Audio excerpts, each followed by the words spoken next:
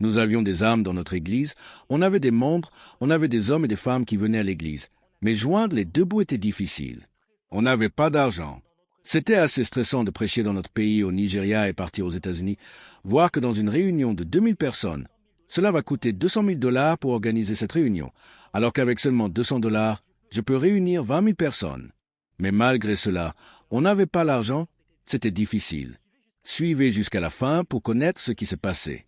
Donc c'était difficile pour moi de croire et de dire « Voici une nation qui a de l'argent, les États-Unis, et les gens ne veulent pas écouter. » Moi, au Nigeria, j'ai une population qui est prête à écouter, mais il n'y a pas d'argent pour nous. Donc on a commencé à prier. « Seigneur, qu'est-ce qu'on doit faire ?» Et en juin 1976, mon épouse et moi sommes partis aux États-Unis.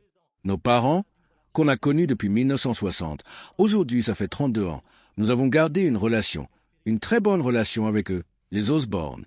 Et pendant qu'on était là, le Seigneur a conduit ce père spirituel vers moi pour me dire « Benson, viens dans la voiture. » Mon épouse et moi, nous sommes partis dans la voiture, une Rolls-Royce. Il a commencé à nous conduire. Nous avons visité la ville de Tulsa. Et il m'a dit « Le Seigneur voudrait que nous soyons une bénédiction pour toi et ton épouse. » Voilà une chose dans la vie avec laquelle on ne me tente pas. Quand Dieu te demande de me bénir, il ne me tente pas avec cela. Tu sais pourquoi? Parce que je ne vais jamais dire non. J'accepte toujours la bénédiction. Donc nous sommes entrés dans cette voiture et ce homme de Dieu et son épouse dans cette Rolls-Royce. Ils ont dit « On va vous faire visiter 3 endroits à Tulsa. Le quartier le plus prestigieux, le quartier des riches, également le quartier de haut standing. 3 endroits. On va visiter 3 maisons. On voudrait que vous puissiez choisir une des maisons dans l'un de ces quartiers et notre fondation va acheter une de ces maisons pour vous.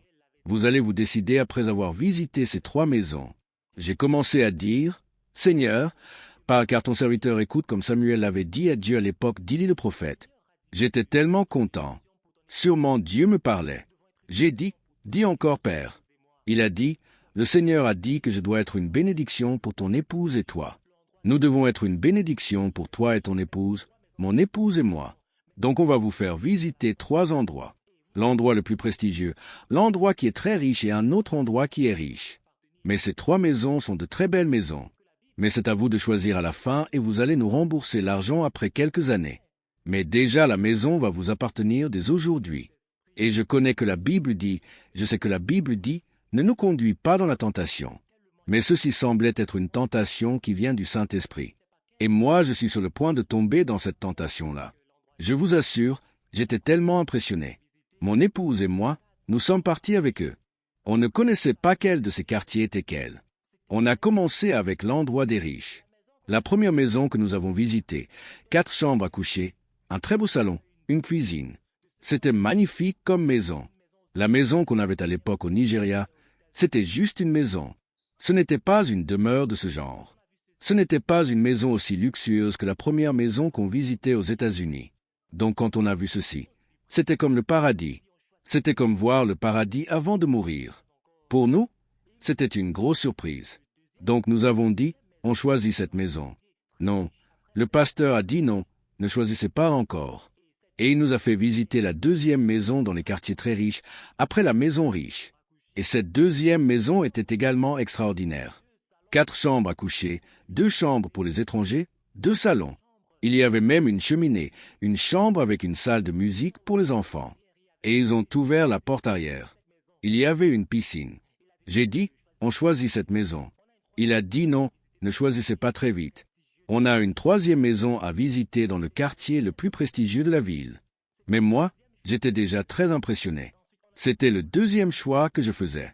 Ensuite, on est parti dans le quartier le plus riche, le plus prestigieux, la 3e maison. Nous avons pris le chemin pour accéder à cette maison. On est monté sur une colline et soudainement, on est descendu. Après, on a encore remonté. On avait une maison ici, une autre maison à gauche, une autre maison à droite. Et c'est comme ça qu'on faisait le chemin pour finalement atteindre une très belle maison. Il y avait un signe à vendre. Seulement le signe à vendre pouvait m'acheter. Le signe juste pour dire qu'on vendait cette maison, c'était magnifique. 1976, juste l'ensigne qui disait que la maison était à vendre. Donc, nous sommes descendus de la voiture. Nous sommes sortis de la voiture. Nous sommes entrés dans la maison. Quand on est entré, juste après avoir traversé le portail, avant même d'entrer dans la maison, on n'a pas touché le portail. Le portail s'est ouvert. En 1976, vous imaginez, quand on est entré dans la maison, la première chose que tu vois, c'est un miroir. Tu te vois en train d'entrer dans la maison.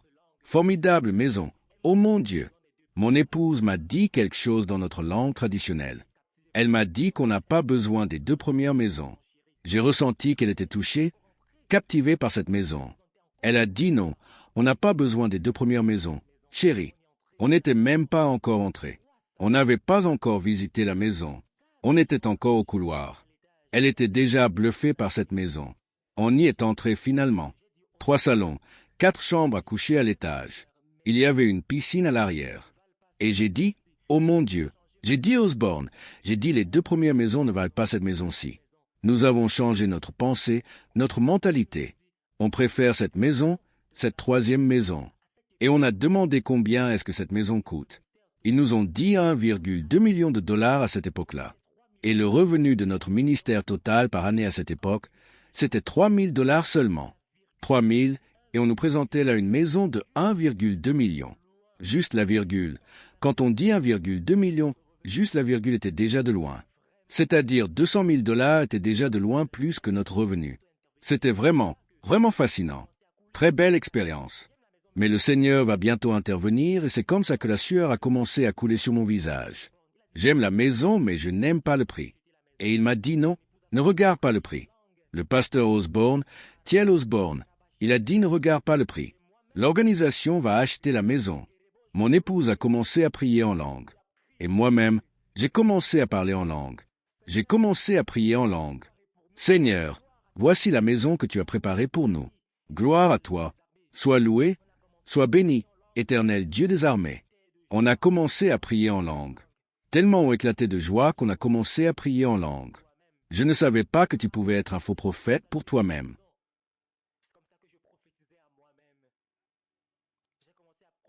Car le Seigneur nous a donné cette maison. C'est comme ça que j'ai prophétisé à moi-même. J'ai commencé à prophétiser, à parler. J'ai commencé à prophétiser, à interpréter moi-même. Nous sommes partis au ciel, nous sommes redescendus tellement de fois. Juste pour vous illustrer combien c'était une expérience qui nous a émus. On a été secoués. Nos parents spirituels ont commencé eux-mêmes à prier en langue. Oh, la joie du Seigneur est notre force. Ils nous regardaient comme si on était contents parce qu'on voyait cette maison. Écoutez bien cette histoire. On a commencé à prophétiser, à parler en langue. À cette époque, il n'y avait pas encore de puissance pour renverser quelqu'un sous l'onction. Mais je vous assure, c'était quelque chose de fort. On est rentré à la maison, mais ce qui passait seulement dans notre esprit, c'était cette maison. On a eu notre dîner et je voyais déjà comment mon lit allait être positionné comme ça. Et c'est comme ça que j'ai prié en langue. Oh mon Dieu, je voulais cette maison. Je voulais vraiment cette maison. Je sais que vous êtes choqués. Voici l'œuvre du Seigneur et elle est merveilleuse à nos yeux. C'est ce que je me disais. Écoutez encore ce qui va se passer. J'ai commencé à prier, à parler en langue. Et finalement, on a eu notre dîner. Nous sommes partis nous coucher. À 2 heures du matin, j'ai entendu « Fils ». Et je me suis dit, c'est qui est en train de parler? Qui parle? Et il a dit, c'est moi ton Père céleste. J'ai dit, demain, je te lis au nom de Jésus-Christ. Je te chasse au nom de Jésus-Christ. Va-t'en. Toi, esprit impur, sors de ma maison au nom de Jésus-Christ. Sors d'ici. Et il a dit, est-ce que tu as fini? J'ai dit, oui. Il a dit, rentre à la maison. Rentre au Nigeria. Rentre au Nigeria. Quitte cette maison. Si c'est que tu restes ici, je vais te tuer. J'étais choqué. J'ai commencé à prier en langue, comme si je voulais pleurer. Seigneur, pourquoi tu permets ceci? Pourquoi tu permets ceci? Seigneur, je ne mourrai pas, je vivrai. J'ai commencé à me dire, mais je savais pertinemment que c'était le Seigneur qui m'avait parlé. J'ai dit à ma femme, chérie, lève-toi. Le Seigneur a dit qu'on rentre à la maison. Elle a dit, quoi? Qu'on fasse quoi? J'ai dit, le Seigneur a dit qu'on ne prenne pas cette maison. Que si on reste ici aux États-Unis, il va nous tuer. Elle a dit, dis au Seigneur de me dire ça directement. Qu'il me parle à moi. Elle ne voulait pas accepter cela. Il faut que le Seigneur me parle lui-même. Mais moi, je savais que c'est le Seigneur qui avait parlé. J'ai dit, le Seigneur est sérieux. Elle a dit, le Seigneur t'a parlé. Il ne m'a pas parlé. S'il te tue, c'est toi qui le tues. Ce n'est pas moi qui le tue. C'est toi qui l'as tué. Ce n'est pas moi qui l'ai tué. Elle était sérieuse également. Je me suis levé. J'ai dit, « Est-ce que tu ne peux pas suivre? Le Seigneur va nous tuer. » Elle a dit, « C'est toi qui vas mourir? Ce n'est pas moi. Le Seigneur a dit ça à toi. Ce n'est pas moi qui l'a parlé. » Je me suis levé. Je suis parti dans la chambre de cet homme de Dieu et de cette femme de Dieu. J'ai frappé. J'ai dit, « Papa, papa. » Il a dit oui. J'ai dit, « Le Seigneur a dit que je parte ou bien il va me tuer. » Il a dit, « Est-ce que tu vas bien? » J'ai dit oui, je vais bien. Et soudainement, les langues et les professions ont cessé. Toutes les visions se sont arrêtées. Je savais que Dieu m'avait parlé. Et son épouse a dit, « Benson va dormir. L'excitation est en train de te troubler. » J'ai dit non, ce n'est pas l'excitation. Non, c'est le Seigneur qui dit qu'il va me tuer si je ne quitte pas cet endroit, ce pays pour rentrer au Nigeria. J'ai dit à ma femme, « Chérie, lève-toi. Partons. Il n'y a que quelques heures et on va mourir si on reste ici. » Elle a dit, « C'est toi qui vas mourir. Moi, je ne vais pas mourir. » Et donc, je suis parti. Je suis parti dans ma chambre. J'ai pris ma valise. J'ai pris ma chemise. J'ai pris ma chaussure. À 4h20, j'ai pris un taxi. J'attendais un taxi pour partir à l'aéroport parce que je pensais qu'à 6h, j'allais mourir si je ne partais pas. À 5h20, j'ai trouvé un taxi. J'ai dit, à l'aéroport. Il m'a dit, c'est $7 et je suis parti à l'aéroport. J'arrivais à l'aéroport. J'ai pris un avion pour New York. Après New York, j'ai appelé. J'ai appelé Thiel Osborne et son épouse Daisy Osborne. Je leur ai dit, je suis à New York. Est-ce que mon épouse est encore en vie? Est-ce que mon épouse est encore en vie? C'est ce que j'ai demandé. Est-ce que ma femme vit encore? On a dit, est-ce que tu veux lui parler? J'ai dit oui. J'ai dit, ma chérie, comment ça va? Qu'est-ce que tu es encore en vie? Elle a dit, je vais très bien. Toi, tu n'es pas encore mort. J'ai dit, non, je ne suis pas encore mort. Je suis sorti de la ville. Je suis à New York. Je suis sur ma route pour partir au Nigeria. J'ai donné le téléphone au pasteur Osborne. On a passé le téléphone au pasteur Thiel Osborne. Il a dit, « Benson, tu es encore rentré à la maison? » J'ai dit, « Le Seigneur a dit que je rentre et je ne veux pas mourir parce qu'il allait me tuer. Il a dit que si tu obéis, c'est ce qu'il m'a dit. Si tu obéis à Dieu, après avoir vu tout ce que tu as vu, si tu choisis de partir, le Seigneur va honorer ta foi. Si tu aimes le Seigneur Jésus-Christ, dis Amen. » Et donc, j'ai pris mon avion pour partir à Londres. Après Londres, nous sommes partis à Lagos. Mais je dois dire ceci, écoutez-moi. Entre New York et Londres, le Seigneur m'a dit ces paroles.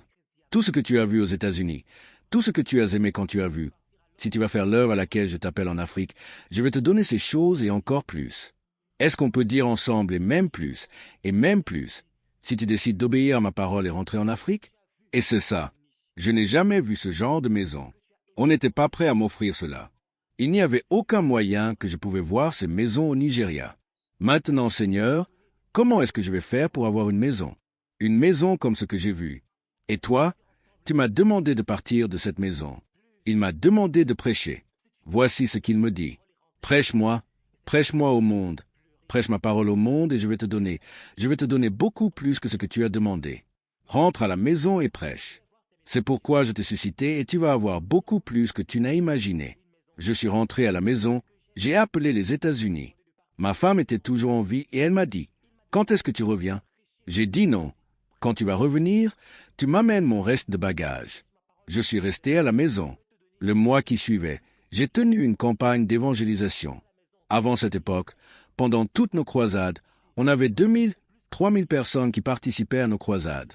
Mais après cet événement, après cette expérience, on avait 10 000 personnes, 20 000 personnes qui venaient à nos croisades. Je vais vous dire ceci, 1 an plus tard, 100 000 personnes dans une croisade, 1 an plus tard. Et à la gloire de Dieu, je ne le dis pas pour me vanter, je me suis tenu devant 1 million de personnes plusieurs fois pour prêcher le nom de Jésus-Christ, pour prêcher l'Évangile. Et quelques années après cette expérience aux États-Unis, la maison la plus chère, cette maison qui devait me tuer à Tulsa aux États-Unis, maintenant c'est comme l'une de mes maisons de congé. J'en ai plusieurs aujourd'hui.